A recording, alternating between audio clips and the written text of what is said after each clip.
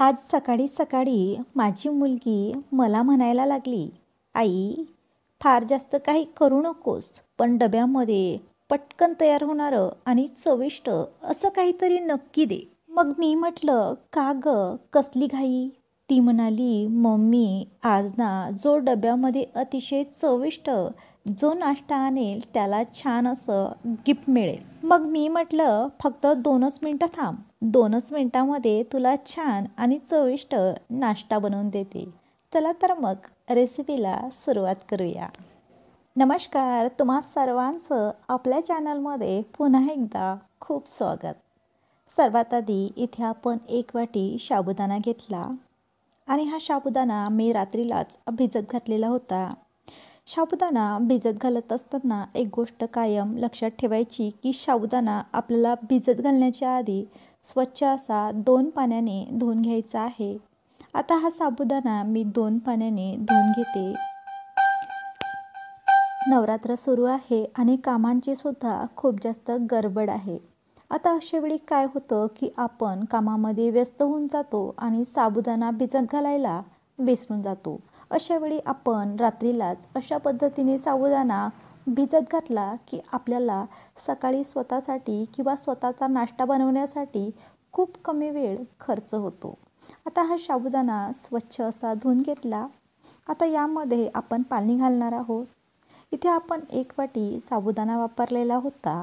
यासाठी आपल्याला 1 वाटीच पाणी घ्यायचं आहे. साबुदाणा भिजत घालण्याची परफेक्ट पद्धत काय आहे या आधीच्या व्हिडिओमध्ये मी तुमच्यासोबत अगदी डिटेलपणे शेअर केली आहे. त्यामुळे तो सुद्धा व्हिडिओ तुम्ही नक्की बघा आणि त्या व्हिडिओची लिंक मी डिस्क्रिप्शन बॉक्समध्ये देत आहे.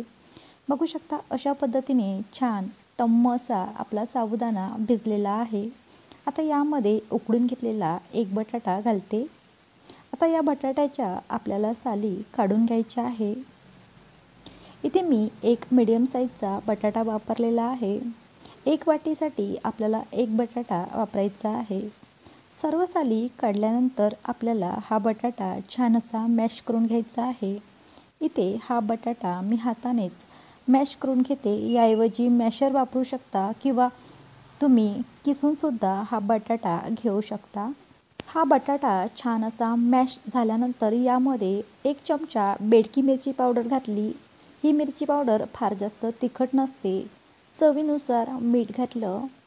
यामध्ये आलं आणि हिरवी मिरचीची पेस्ट घातली, अर्धा चमचा. आता यामध्ये आपण पाऊण वाटी एवढा शेंगदाण्याचा कूट घातला.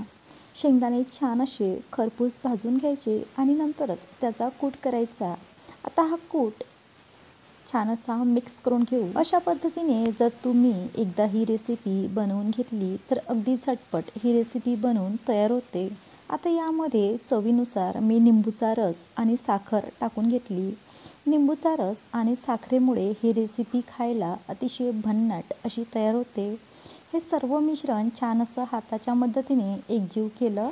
एकदा ही रेसिपी तुम्ही बनवली तर अगदी 9 दिवससुद्धा तुम्हाला फार जास्त टेन्शन घेण्याची गरज नाही. अगदी 2 ते 3 मिनिटामध्ये तुम्ही छान कुरकुरीत नाश्ता खाऊ शकता. इथे आपण 1 इडलीचं पात्र घेतलं आणि या इडली पात्राला छान असं तेलाने ग्रीस केलं. यामुळे काय होतं की आपण यामध्ये जे वडे घालत आहोत ते अजिबातही या इडली पात्राला चिटकून राहत नाहीत. यासाठी या पात्राला आपण तेल लावून घेतलं. सर्व तेल लावल्यानंतर बघू शकता, अशा पद्धतीने एक छोटासा गोळा घ्यायचा आहे. एका छोट्या लिंबूच्या आकाराचा इथे गोळा घेतला. हातावरती याला गोल आकार दिला आणि नंतर वळ्याप्रमाणे थापून घेतलं. दुसरासुद्धा गोळा अशाच पद्धतीने इथे घेतलेला आहे आणि हाताने छान असा गोल आकार दिला आणि वड्याप्रमाणे इथे थोडंसं थापून घ्यायचं.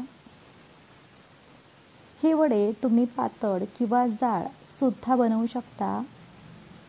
हे सर्व तुमच्या आवडीवरती अवलंबून आहे. हा वडा इडलीच्या स्टँडमध्ये टाकल्यानंतर थोडासा पातळ आपण बनवून घेऊया. यामुळे छान असा पातळ कुरकुरीत आपला वडा तयार होईल. यासाठी नवरात्रामध्ये 9 दिवस आपल्या घरी सर्वांना उपवास असतो. अशा वेळी अशा पद्धतीचा नाश्ता तुम्ही एकदा बनवून ठेवला की अगदी 9 दिवस तुम्ही आरामामध्ये खाऊ शकता. दुसरासुद्धा वडा आपण अशाच पद्धतीने तयार करणार आहोत. अतिशय साधी आणि सोपी पद्धत आहे. अगदी कोणालाही जमेल. तुम्ही आजपर्यंत अशा पद्धतीचे वडे अजिबातही बनवले नसतील तरीसुद्धा तुम्हाला पहिल्या प्रयत्नात अगदी परफेक्ट बनवता येतील.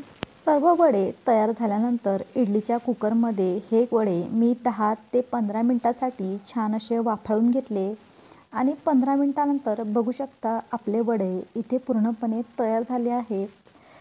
हे वडे जर तुम्हाला आत्ताच तळायचे नसेल तर तुम्ही एखाद्या एअरटाईट कंटेनरमध्ये ठेवू शकता आणि तुम्हाला हवं असेल तेव्हा तळून कधीही खाऊ शकता किंवा तुम्ही हे वडे आत्तासुद्धा तळून खाऊ शकता किंवा तुम्हाला असेसुद्धा खाण्यासाठी अतिशय परफेक्ट असे हे वडे आहेत, कारण यामध्ये लिंबूचा रस, साखर आणि तिखटसुद्धा घातलेला आहे.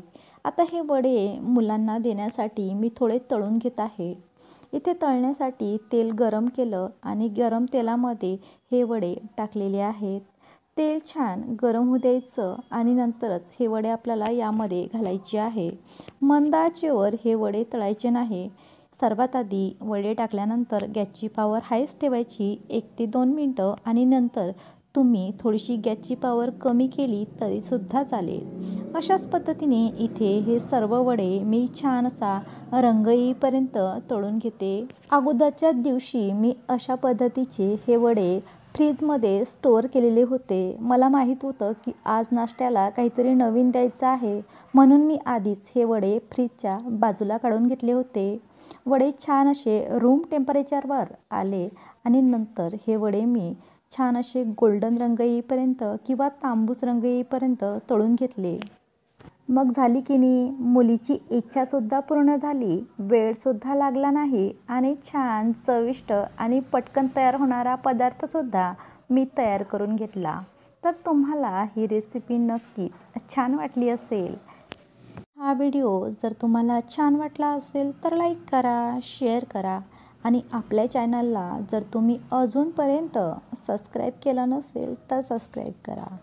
पुन्हा भेटू अशाच एखाद्या छानशा आणि मस्त चमचमीत रेसिपीसोबत. तोपर्यंत मस्त खा आणि आपल्या चॅनलवरील असेच छान छान व्हिडिओ बघत राहा आणि आपल्या चॅनलला सबस्क्राईब केलं नसेल तर सबस्क्राईब करा.